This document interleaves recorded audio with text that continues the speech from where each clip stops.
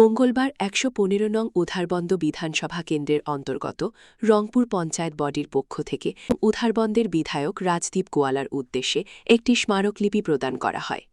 এর আগে গত ২৫ জুন গুয়াহাটি পৌঁছে প্রথমে বিভাগীয় মন্ত্রী অতুল বরার উদ্দেশ্যে স্মারকলিপি প্রেরণ করা হয়। পরে স্থানীয় বিধায়ক রাজদীপ গোয়ালার হাতে আনুষ্ঠানিকভাবে সেই দাবিপত্র তুলে দেন পঞ্চায়েত বডির সদস্যরা।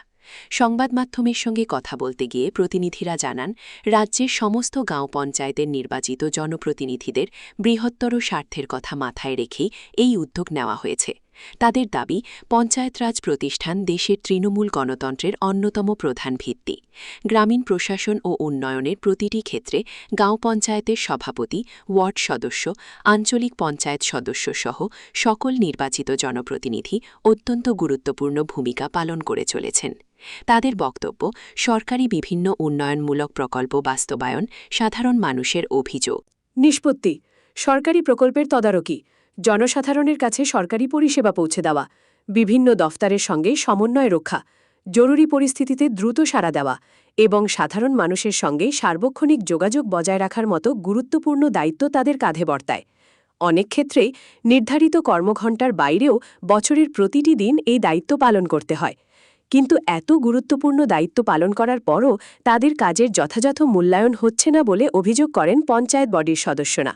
তাদের দাবি, বর্তমান জীবনযাত্রার ক্রমবর্ধমান ব্যয় এবং দায়িত্বের পরিধি বিবেচনা করলে বর্তমানে যে সাম্মানিক দেওয়া হয় তা অত্যন্ত অপ্রতুল এবং বাস্তব পরিস্থিতির সঙ্গে সামঞ্জস্যপূর্ণ নয়। এই কারণে প্রথমবারের মতো বিভাগীয় মন্ত্রী অতুল বরা এবং উধারবন্দের বিধায়ক রাজদীপ গোয়ালার কাছে স্মারকলিপি প্রদান করে নির্বাচিত পঞ্চায়েত প্রতিনিধিদের সাম্মানিক দ্রুত বৃদ্ধি করার দাবি জানিয়েছেন রংপুর পঞ্চায়েত বডির সদস্যরা। একই সঙ্গে তারা আশা প্রকাশ করেন, সরকার তাদের ন্যায্য দাবি গুরুত্ব সহকারে বিবেচনা করে দ্রুত ইতিবাচক পদক্ষেপ গ্রহণ করবে। আজকে আমরা আমাদের ১১৫ নম্বর উধারবন সমষ্টির মাননীয় বিধায়ক শ্রী রাজদীপ গোয়ালা মহাশয়ের কাছে একটা স্মারকপত্র প্রদান করছি, মেমোরান্ডাম দিছি। বিগত ২৫ তারিখ আমরা গুয়াহাটিত জিপি সভানেত্রী এবং আঞ্চলিক পঞ্চায়েত সভানেত্রীর প্রতিনিধি আমরা গিয়া এখানে একটা স্মারকলিপি প্রদান করছি যে আমাদের সমগ্র আসামের যতগুলা জিপি, সব জিপির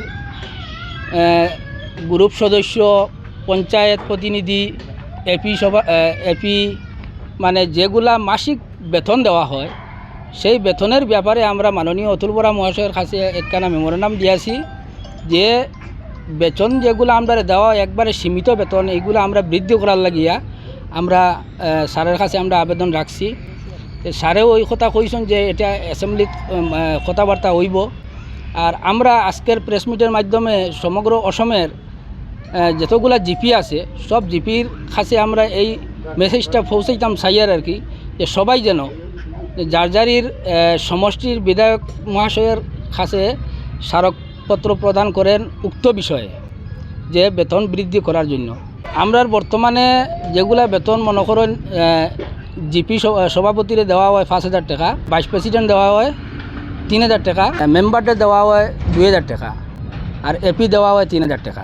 এইগুলা বেতন দিয়া মনে করেন কোনো সময় আমরা এই যে জিপির মধ্যে কোনো সময় মিটিং হয়, ফাংশন হয়, এইগুলা দিয়ে আমরা কিছু হয় না। তাই আমরা মাননীয় অতুল বরা মহাশয়ের মাধ্যমে আমাদের যে আসামের সিএম হিমন্ত বিশ্ব শর্মা মহাশয়ের কাছে আমরা দৃষ্টি আকর্ষণ করি আর যে আমাদের বেতনগুলা যাতে একটু বৃদ্ধি করার জন্য। সমগ্র আসামের মধ্যে ফার্স্ট প্রিপারেশন নিয়েছেন দুইবারের সভানেত্রী জরিনা বেগম লস্কর, রংপুর জিপির, রংপুর গাঁও পঞ্চায়েত জিপি। সরকারে যে আমরা বাতা দেয় এই বাতাটা বৃদ্ধি করার লাগিয়া একটু চেষ্টা করার লাগিয়া আমরা